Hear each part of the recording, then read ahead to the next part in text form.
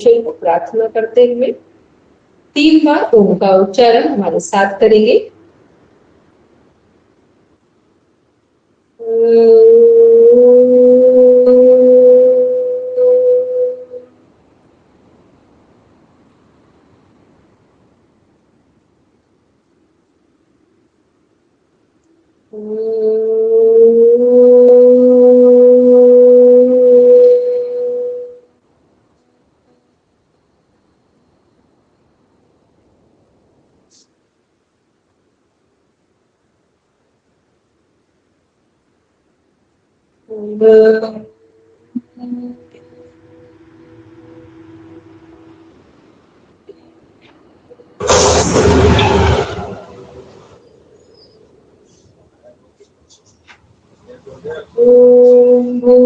भूर्भुवस्सुः तत्सवितुर्वरेण्यं भर्गो देवस्य धीमहि धियो यो नः प्रचोदयात्। सभी लोग मन ही मन संकल्प बनाएंगे, आजीवन यम और नियम का पालन करेंगे, पूरे विश्व में योग की पताका फहराएंगे। हमारे संकल्प बल दृढ़ता और निर्भयता से भरे हुए हैं, जिनके माध्यम से सकारात्मक दिशा में सब कुछ किया जाना संभव। इन्हीं भावों के साथ दोनों हथेलियों को आपस में रब करते हुए धीरे से अपनी आंखों पर रखेंगे। प्रसन्नता के साथ अपनी आंखें खोलेंगे।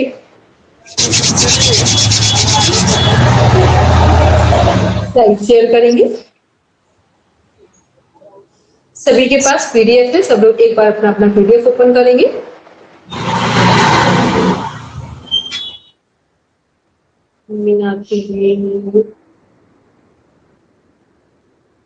मधु जी पढ़ना स्टार्ट कीजिए। जी मैम। कैमरा हो सके तो ऑन करिए, क्योंकि जब पढ़ते हैं तो कैमरा ऑन होता है तो सबका एक कंसंट्रेशन बढ़ जाता है। बाकी स्क्रीन शेयर करें। एक बार मधु जी अपना नंबर वो बोलिए, पीडीएफ में पेज नंबर बोलिए, ताकि सब अपना अपना ओपन कर लें। नंबर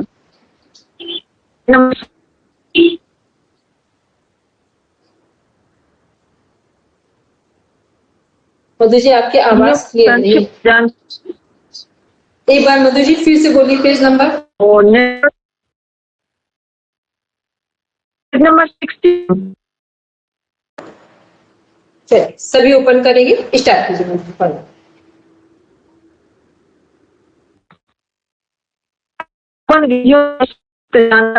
सूक्ष्म शिक्षण जिस शिक्षार्थी को ज्ञान प्रदान करता है उसे कहते हैं। शिक्षण पद का प्रयोग व्यापक में होता है और तो के अंतर्गत अनेक प्रक्रिया एवं योजनाएं की जाती हैं। दूसरी शिक्षण बहुत सी प्रक्रियाएं भी सम्मिलित कर ली जाती हैं। कभी कभी लोग युक्तियों को भी विधि मान लेते हैं, पर ऐसा करना भूल है। किसी विधि का अंग हो सकती है, संपूर्ण विधि नहीं। एक ही युक्ति अनेक विधि में प्रयुक्त हो सकती है। आगमनात्मक विषय को प्रस्तुत करने के 2 ढंग हो सकते हैं। एक में छात्रों को के लिए दिए जाते हैं। दूसरे में पहले छात्रों सामने नियम पहली विधि को नियमनात्मक और दूसरी को आगमनात्मक विधि कहते हैं। व्याकरण शिक्षण के लिए सबसे उपयुक्त मानी जाती है। मेरी आवाज आ रही है ना मैम? अभी आ रही है, बीच में थोड़ा सा कुछ ऐसा लग रहा है डिस्टर्ब हो रही थी, अभी तो आ रही है, अभी ठीक है। संश्लेषणात्मक तथा विश्लेषणात्मक। दूसरे दृष्टिकोण से शिक्षण विधि के 2 अन्य प्रकार हो सकते हैं। पाठ्य वस्तु को उपस्थित करने का ढंग यदि ऐसा है कि पहले अंगों का ज्ञान देकर तब पूर्ण वस्तु का ज्ञान कराया जाता है, तो उसे संश्लेषणात्मक विधि कहते हैं। जैसे हिंदी पढ़ाने में पहले वर्णमाला कर शब्दों का ज्ञान कराया जाता है, तत्पश्चात शब्दों से वाक्य बनवाए जाते हैं, परंतु यदि पहले वाक्य सिखाकर तब शब्द और अंत में वर्ण सिखाए जाएं तो यह विश्लेषणात्मक विधि कहलाएगी, क्योंकि इसमें पूर्ण से अंक चलते हैं। अभी हम लोगों ने एक विधि पढ़ी थी जो मोस्ट इम्पोर्टेंट मेथड्स है, टेक्निक्स है, आगमनात्मक और निगमनात्मक। आगमनात्मक क्या है हमारा, ये है हमारे डिडक्टिव मेथड जो हमारा है, रिसर्च में भी यूज होता है।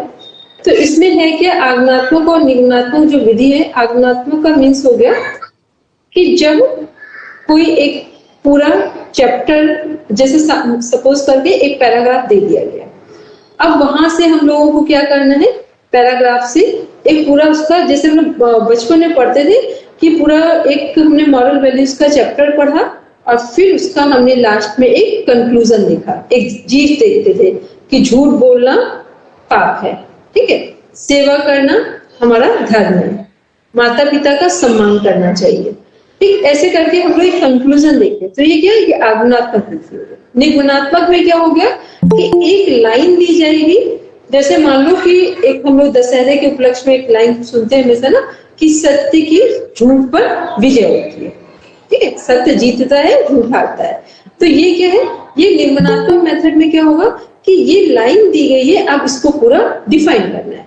तो सत्य की हमेशा झूठ पर विजय होती है, तो इसको हमें कहानी के फॉर्म में बताना, वो चाहे राम और रावण की कहानी में बता दें, कृष्ण और कंस की, भगवान कृष्ण और कंस की कहानी में बता दें, माँ दुर्गा की कहानी में बता दें, सामान्य जीवन में बता दें। तो ये क्या है, जब आगमनात्मक विधि में पैराग्राफ है, एक कहानी है, कहानी से जीस्ट निकालना है, निगमनात्मक में जीस्ट से एक कहानी बनाना, कंक्लूजन से, ठीक है। ऐसे विश्लेषणात्मक जो मेथड जो देख रहे हैं हम लोग, यहाँ पे भी क्या है कि यहाँ पे भी हमें एक लाइन दे दी गई है, उस लाइन को हमें पूरा, या एक शब्द दे दिया गया है तो वाक्य बनाना है, वाक्य दिया गया है तो एक हमें कहानी बनानी है।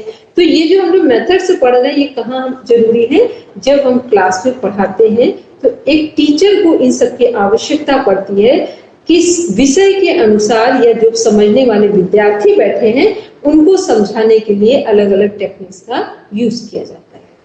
पढ़ेंगे आगे मधु जी।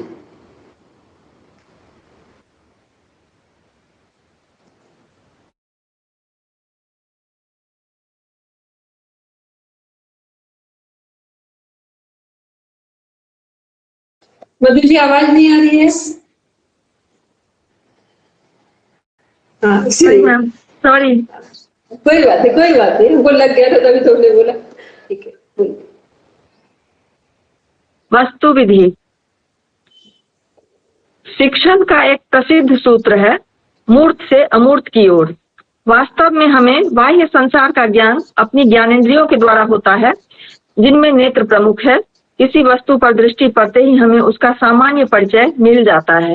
अतः मूर्त वस्तु ज्ञान प्रदान कराने का सबसे सरल साधन है। इसलिए आरंभ से वस्तु विधि का सहारा लिया जाता है, अर्थात बच्चों को पढ़ाने के लिए वस्तुओं का प्रदर्शन करके उनके विषय में ज्ञान प्रदान किया जाता है। यहाँ तक कि अमूर्त को भी मूर्त बनाने का प्रयास किया जाता है। जैसे 3 और 2 5 को समझने के लिए पहले छात्रों गोलियां रखी जाती हैं, फिर उनमें 2 गोलियां और मिलाकर सबको एक साथ गिनाते हैं, तब 3 और 2 5 स्पष्ट हो जाता है। दृष्टांत विधि वस्तु विधि का एक दूसरा रूप है। जो मूर्त और अमूर्त कहाँ पर काम करती है, जो बहुत छोटे बच्चे हैं, ठीक है, जैसे अभी वो प्ले ग्रुप से लेकर के 1st 2nd तक जा रहे हैं, तो यहाँ मूर्त मेथड यूज करते हैं। मूर्त का मीन्स मूर्त में क्या है कि जब हमें मान लो उनको हमें बताना है कि 5 + 5 कितना हुआ या 5 - 2 कितना हुआ, तो कैसे करते हैं, उनको लाइन ड्रॉ कराते हैं या फिर उनको और कोई पिक्चर्स बना देते हैं ताकि वो गिनना सीख जाए। मान लो उनको सपोज बर्ड्स बना दी, चिड़िया बना दी 5, अब वो चिड़िया को देखकर काउंट करेंगे 1 2 3 4 5, फिर उसी में से बताया अब इसमें से 2 चिड़िया उड़ गई हैं तो कितनी बची, 1 2 3 बची। तो ये क्या है, ये मूर्त मेथड है जो छोटे बच्चों को समझाने में आसानी होती है और छोटे बच्चे इसी मेथड से किसी बात को समझ पाते हैं। लेकिन यही बच्चे जब 2nd क्लास में आ गए, 2nd से ऊपर आने लगे क्लास में, तो एक टाइम आता है कि बच्चों को हमने ऐसे ही बोला कि अच्छा 5 + 5 कितना हुआ, तो बच्चा अपने मन से या तो उंगली में काउंट कर लेगा या अपने मन से काउंट करके ऐसे बता देगा, या उसे टेबल्स आते हैं तो 5 2 10, बस एक बार में एक्यूरेट आंसर दे दिया उसने। और जब तो ये क्या, जब बच्चे बड़े होते हैं तो उनके साथ कौन सा मेथड यूज किया जाता है, अमूर्त यूज किया। और जब बच्चे छोटे होते हैं तो मूर्त का मीन्स दिखाकर जो चीजें समझाई जाती है वो मूर्त मेथड है, और जो चीजें दिखाती नहीं है, केवल बोलकर हमने बात की और सामने वाले ने हमारे प्रश्न का उत्तर दे दिया, तो उसे क्या बोलते हैं, अमूर्त मेथड। ठीक है, चलिए नेक्स्ट।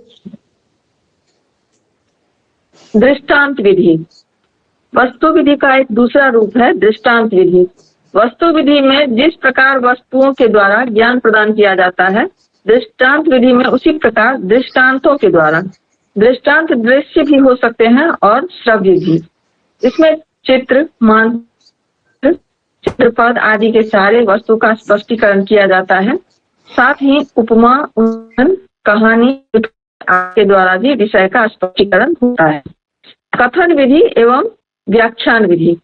वस्तु एवं दृष्टांत विधियों के से ज्ञान प्राप्त करते करते जब बच्चों को कुछ अनुमान करने तथा अप्रत्यक्ष वस्तु को भी समझने का अभ्यास हो जाता है, तब कथन विधि का सहारा लिया जाता है।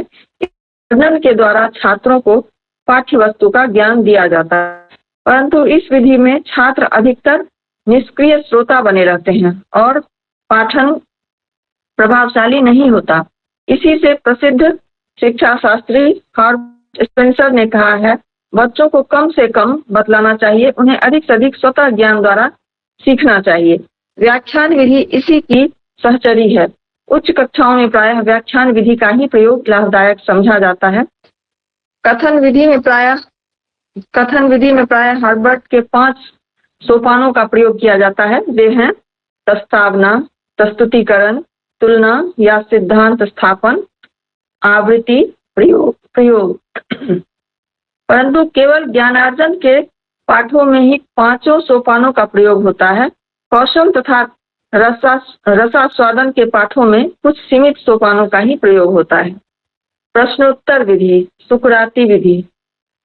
प्रश्न यद्यपि एक युक्ति है, फिर भी सुकरात ने प्रश्नोत्तर को एक विधि के रूप में प्रयोग करके इसे अधिक महत्व प्रदान किया है। इसी से इसे सुकराती विधि कहते हैं। इसमें प्रश्नकर्ता से ही प्रश्न किए जाते हैं और उसके उत्तरों के आधार पर उसी से प्रश्न करते करते अपेक्षित उत्तर निकलवा लिया जाता है। काउलर के अनुसार शिक्षण मुख्य रूप से प्रश्नों के द्वारा होना चाहिए। प्रश्न पूछने की आवश्यकता एवं महत्व।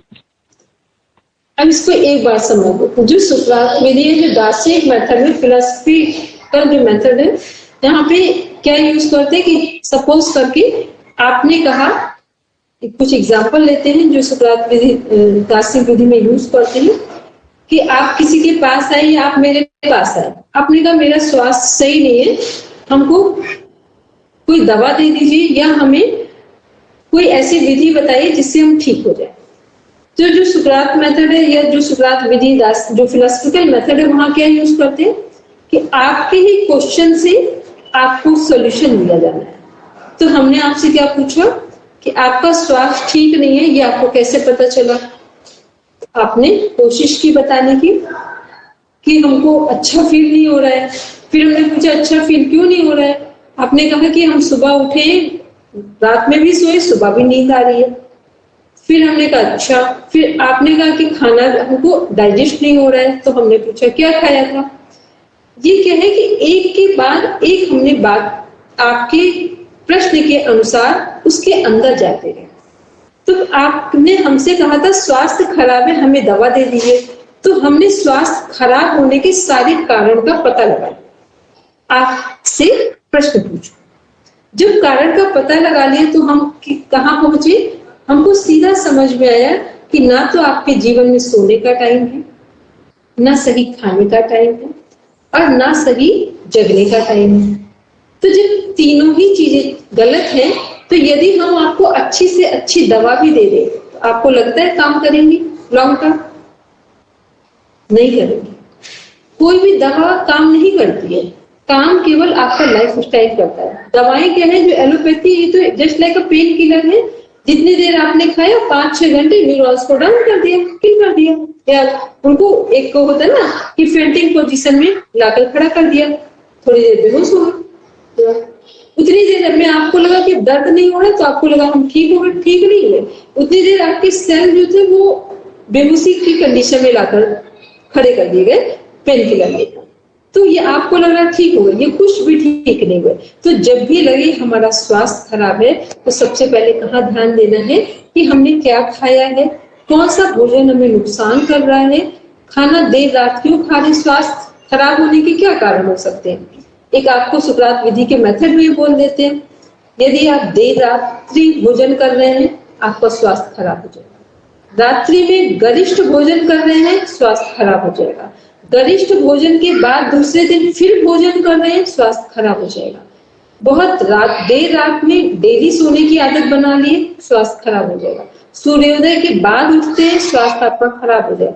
स्वास्थ्य ही खराब नहीं होगा, धीरे धीरे आपका भाग्य भी खराब होगा, क्योंकि जिस व्यक्ति का स्वास्थ्य ठीक नहीं उसका भाग्य भी धीरे धीरे कमजोर होने लगता है। ठीक है, तो ये क्या है, जब तक हमें, और फिर हमने देखा कि योग कर ही नहीं रहे ना, योग करने का टाइम है। दूसरा क्या है कि जब जो हमारी दिनचर्या शुरू होती है वहां पर हमारा कोई टाइम फिट नहीं है, फिक्स नहीं है कि किस समय किस काम को करना है, किस काम को कब तक कंप्लीट कर देना है। तो ये सब क्या है, सारी ये जो हमारा जो शेड्यूल, डिस्टर्ब शेड्यूल है, ये धीरे धीरे हमारे भूख, प्यास, नींद, स्वास्थ्य, संबंध सबको खराब करता है। तो इसलिए स्वास्थ्य खराब है तो डॉक्टर के पास तो जाए, लेकिन उसकी अपेक्षा अपने पर भी चिंतन करें। डॉक्टर केवल आपको दवा दे देंगे, आपको लाइफ स्टाइल नहीं देंगे। लाइफ स्टाइल आपको खुद से चूज करना पड़ेगा यदि आपको पूरे जीवन स्वस्थ रहना है। तो ये आपके हाथ में है कि सुकरात वाला मेथड चाहिए कि आपको बिल्कुल सडन ट्रीटमेंट चाहिए, ये हमारे खुद का चुनाव। ठीक है, तो सुकरात मेथड समझ रहे हैं, क्योंकि ये मोस्ट यूजफुल टेक्निक है, फिलोसफिकल टेक्निक है, जिसके थ्रू हम स्वयं से स्वयं को ठीक कर सकते हैं। ठीक है, पढ़ेंगे मधु जी आगे। प्रश्न पूछने की आवश्यकता एवं महत्व। पूर्व ज्ञान का पता लगाकर आगे आने वाले ज्ञान से उसका संबंध जोड़ने के लिए। दूसरा, यह ज्ञात करने के लिए कि बच्चे ने पढ़े हुए पाठ से कितना ज्ञान अर्जित किया है। तीसरा, बच्चों की समस्याओं को जानने और उनके निवारण हेतु प्रश्न कैसे होने चाहिए। पहला, प्रश्न की भाषा स्पष्ट व निश्चित होनी चाहिए जिससे छात्र प्रश्न को भली भांति समझ सके। दूसरा, प्रश्नों की रचना बालक के व्यवहारिक भाषा के अनुसार की जानी चाहिए। के साथ संबंधित चाहिए। चौथा, तर्क संगत होना चाहिए। जब बाल मनोविज्ञान ने यह सिद्ध कर दिया है कि शिक्षा का केंद्र तो विज्ञान है, न छात्र शिक्षण में को अधिक महत्व करके सीखना स्वाभाविक द्वारा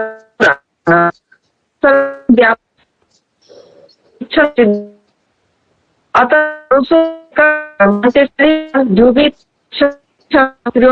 की ज्ञान को क्रिया बनता उसके शिक्षा देने पर महात्मा गांधी ने को जन्म दिया। अंतर्गत शोध विधि योजना भी डाल्टन प्रणाली बेसिक शिक्षा विधि इत्यादि शोध प्रोफेसर शोध विधि का प्रतिपादन इस छात्रों को उपयुक्त वातावरण ढूंढने के लिए प्रेरित अर्थ नहीं है अध्ययन नहीं करता और छात्रों को समान काम करने को छोड़ देता। सच पूछिए तो छात्र करता तथा गलत से हटाकर सीधे रास्ते पर लाता रहता है। उसका लक्ष्य यह रहता है कि जो ज्ञान छात्र अपने निरीक्षण अथवा प्रयोग द्वारा प्राप्त कर सकता है उस बढ़ा न जाए। इस विधि का प्रयोग पहले तो विज्ञान की शिक्षा में किया गया, फिर धीरे धीरे गणित, भूगोल तथा अन्य विषयों में भी इसका प्रयोग होने लगा। प्रोजेक्ट शिक्षा शास्त्र के प्रयास योजना की है। इसके अनुसार प्राप्ति के लिए स्वाभाविक वातावरण अधिक है। पढ़ाने के लिए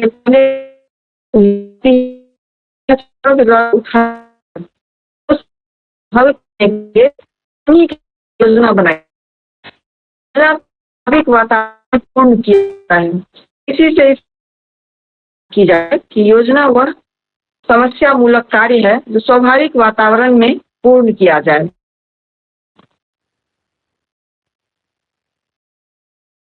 में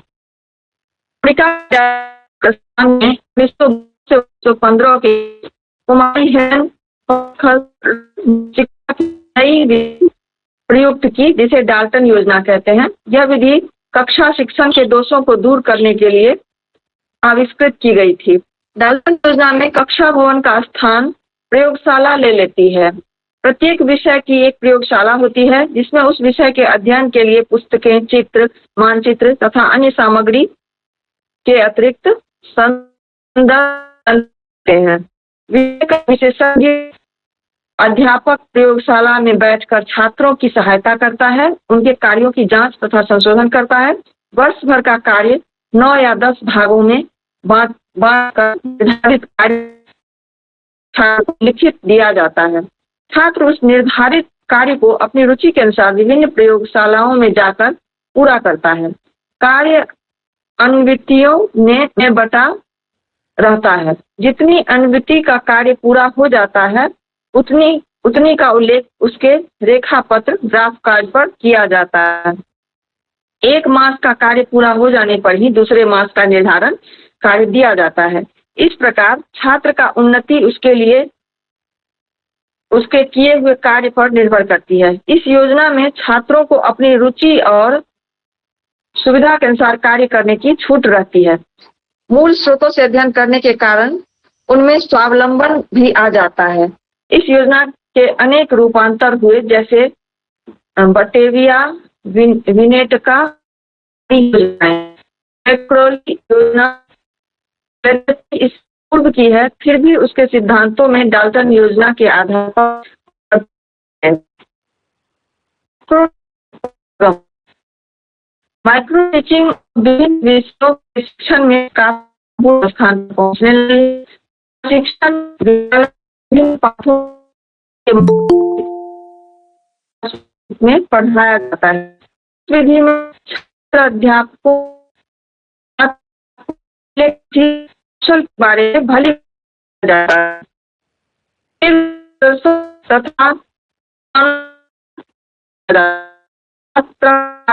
मानव के माध्यम उस कौशल का परीक्षण पाठ तैयार करते हैं और शामिल पढ़ाया जाता है, जिन्हें किया जाता है। जब छात्र पढ़ा है तो उसके पर है निर्देश देते हैं और जब छात्र का मूल्यांकन दिया जाता है। इस प्रकार इस आगम शिक्षण चरण समाप्त है। शिक्षा के छात्र मिलकर पर परिचर्चा और आवश्यकता टेप का 8-10 मिनट में छात्र गलतियों और अच्छे बिंदुओं पर सुधार के साथ छात्र 15 मिनट के लिए जाता है। अपने पाठ पढ़ाने के लिए सुझावों की तैयारी करता है। यह समय योजना बनाने का समय अथवा तृतीय चरण कहलाता है। फिर छात्राध्यापक दूसरे दौर में पढ़ाता है, जिसे पुनर्शिक्षण काल कहा जाता है। इस समय छात्राध्यापक अपना पहला पाठ जो प्रथम चरण में पढ़ा चुका है उसी कक्षा के दूसरे छात्रों के समूह को पढ़ाता है और फिर 8 से 9 मिनट के बाद परिचर्चा काल प्रारंभ होता है और इस प्रकार से इस उपाय 40 से 50 मिनट का समय है। इस प्रकार से प्रशिक्षण महाविद्यालयों में विभिन्न विषयों का मान छात्राध्यापकों को शिक्षण कौशल के माध्यम से प्रदान किया जा सकता है। व्यक्तित्व विकास में योग शिक्षा का महत्व। सामाजिक विकास। योग शिक्षा से व्यक्ति की कायाकल्प हो जाती है, पालन की भावना बढ़ती है। यदि जन जन में कर्तव्य निष्ठा आ जाए, जन जन चरित्रवान बन जाए, तो समाज, राष्ट्र तथा अंत में सारे विश्व का कल्याण हो जाए। योग शिक्षा से व्यक्ति में सामाजिक कल्याण तथा विकास की भावनाएं भी भरी जा सकती है। सामाजिक विकास तथा उन्नति में योग शिक्षा निम्न आधार पर सहायक हो सकती है।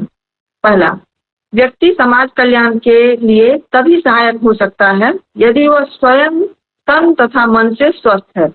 योग तन तथा मन को स्वस्थ रखकर व्यक्तियों की कार्यक्षमता में वृद्धि से अभिप्राय है समाज की भलाई तथा विकास। दूसरा, योग राजसिक तथा तामसिक भोजन के स्थान पर सात्विक भोजन पर बल देता है। यह कहा जाता है, जैसा अन्न वैसा मन। सात्विक भोजन से आचरण तथा व्यवहार में सुधार होता है। योग सद आचरण की प्रेरणा देता है। आज की युवा पीढ़ी पर देश का भविष्य निर्भर करता है। यदि वर्तमान युवा पीढ़ी सद आचरण करने वाली होगी तो निश्चित रूप से भारत का भविष्य सुरक्षित है। नैतिक विकास।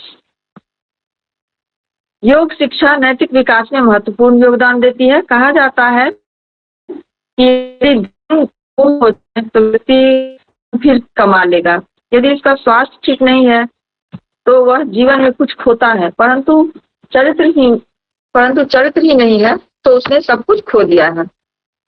योग शिक्षा नैतिक विकास तथा संवेगात्मक विकास की दिशा में निम्नलिखित कार्य करते हैं। पहला, तो आचरण, संयम, इंद्रिय निग्रह की भावना मन में भरता है।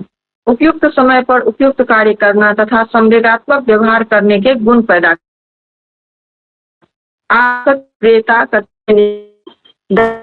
अनुभूति, प्रेम, शांति ये शब्द रह गए हैं। नहीं है ये गुण पैदा वास्तविक इन्हें अपनाता भी है। सांस्कृतिक विकास। किसी भी देश के उत्थान पतन में उस देश की संस्कृति का बहुत योगदान होता है। भारत का गौरवमय इतिहास इस बात का प्रमाण है। भारत सोने की चिड़िया के नाम से विख्यात था, जहाँ धन धान्य की कोई कमी नहीं। आध्यात्मिक आधार पर विश्व गुरु रहा। देश का पतन अधिक संख्या गरीबी रेखा से निम्न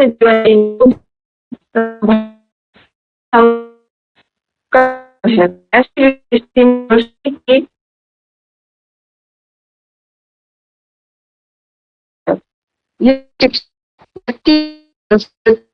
सांस्कृतिक विकास के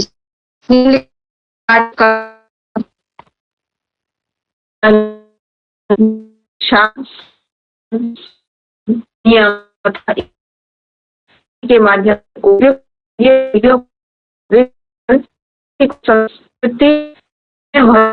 संस्कृति युवा वर्ग संबंधित से परिचय कर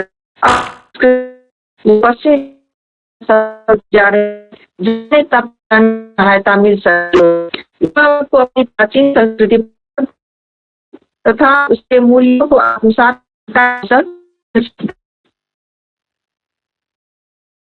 भारत के आधार पर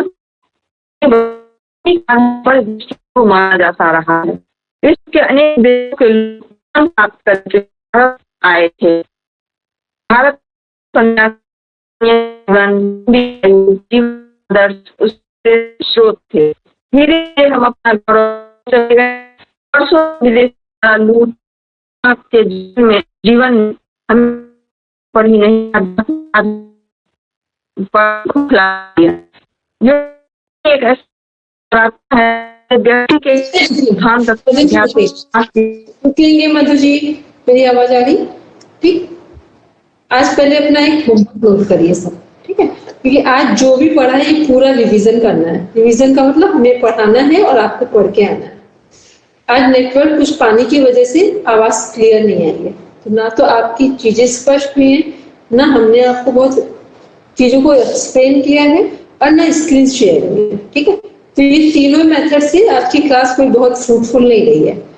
तो कल आप सब लोग अपना अपना पीडीएफ केवल एक बार हैंड रेज करते, जिनके पास पीडीएफ हार्ड कॉपी में आ गया है वो हैंड रेज करेगा। जिनके पास हार्ड कॉपी में पीडीएफ है वो हैंड रेज करें।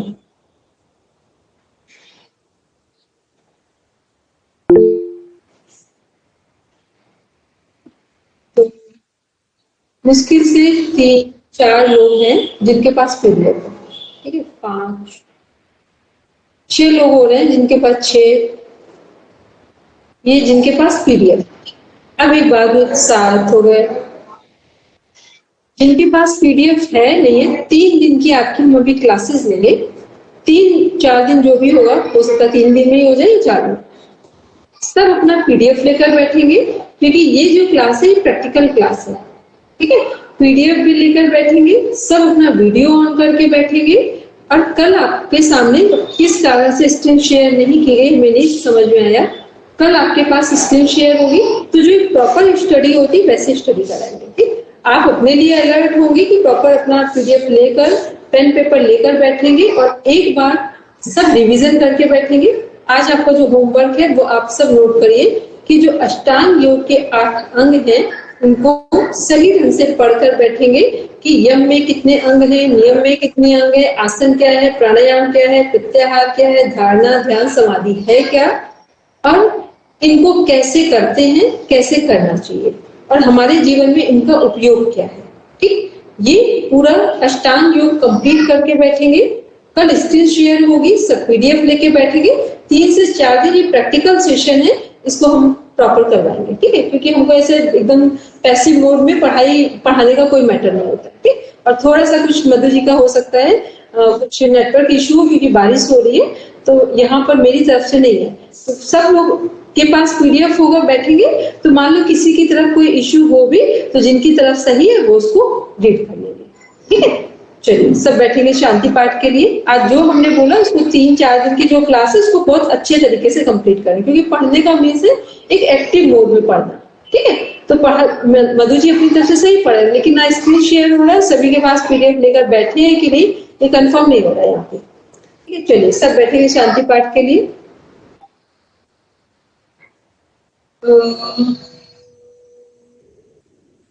शांति शांति शांति,